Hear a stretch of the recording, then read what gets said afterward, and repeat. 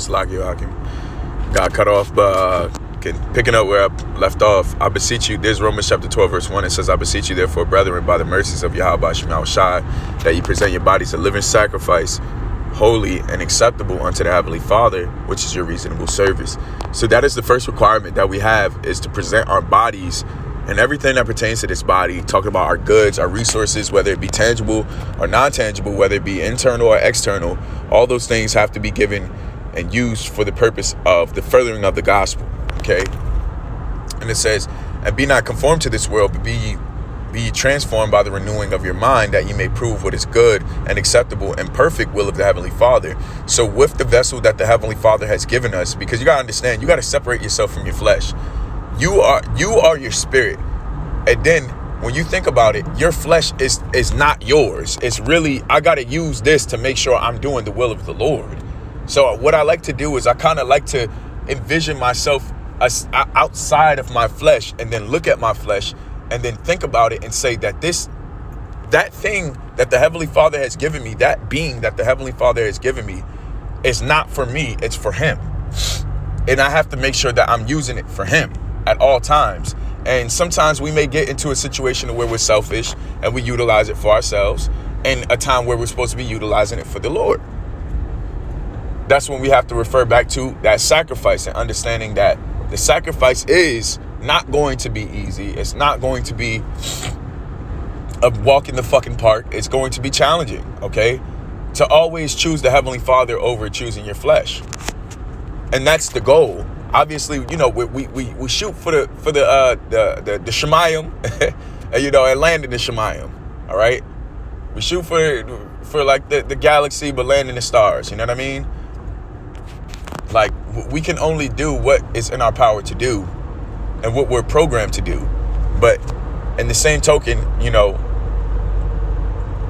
try your very best to make sure that you're utilizing your flesh and your body, your mind, your soul, all your resources for the furthering of the ministry of Yahweh Shai.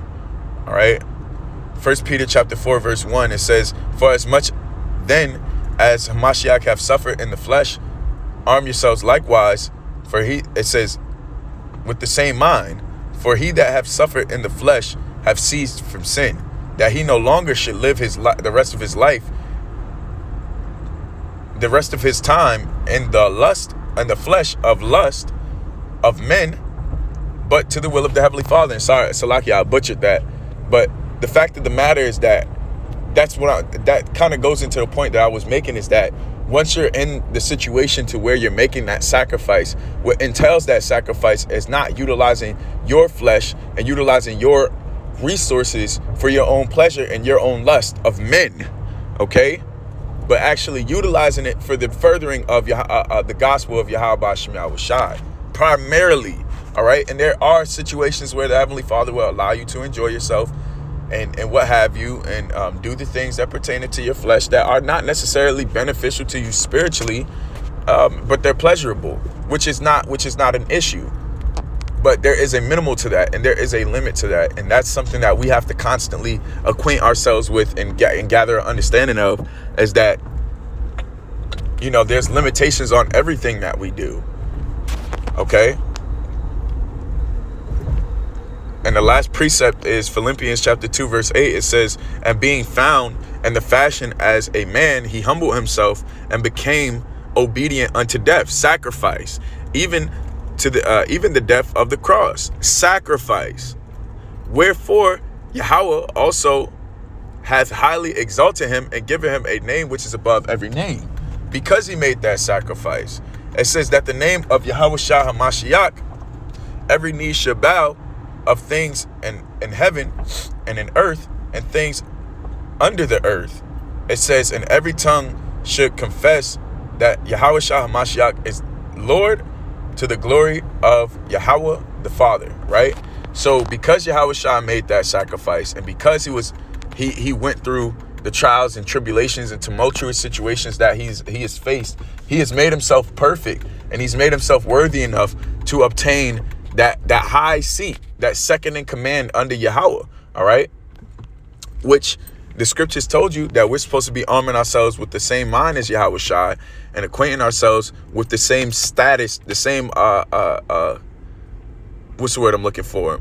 Format that he has went through, okay? So that we could obtain that glorification also, all right? And that's the beauty in life. The beauty in life is being able to make the sacrifice that will allow you to obtain riches, all right? And being in righteousness, because you have individuals that are doing this and giving their lives and giving all their tangible resources to evil and wickedness and the lust of men so they could obtain things on this side. But it all comes with an end. The thing is, when we give our life as a living sacrifice to Yahweh Shai Shai, that is literally the only way for us to do it. Because when we do it that way, that's the right way. And in that way, we can obtain riches that are uncorruptible. All right?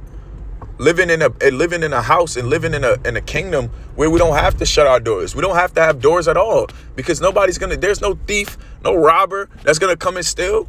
Even if these heathens tried us, man, they'd be fucking obliterated. They're going to be in so much subjection. They're going to be in subjection so much that they're not even going to fucking try us. All right? So, again, making that sacrifice. The sacrifice that we're making as of right now is going to allow us to obtain, or is going to allow us to tap into riches unthinkable, okay? Tap into knowledge unthinkable. Tap into a life and a realm unthinkable, all right? All we got to do is just give the resources that the Heavenly Father has given us, which is minimal, you know. Give it to him, and we be made perfect. So with that, I pray that you are edified through this epistle. With that, I give all praise, glory, and honor to Yahweh Shema Shabbat, Shema Kadash, and Kabaka, all over Kazu, Kayun, Number 8. Wa Shalom, wa Barakam, Labakaran, Shia Shalom. Until next time, Akim. Shalom.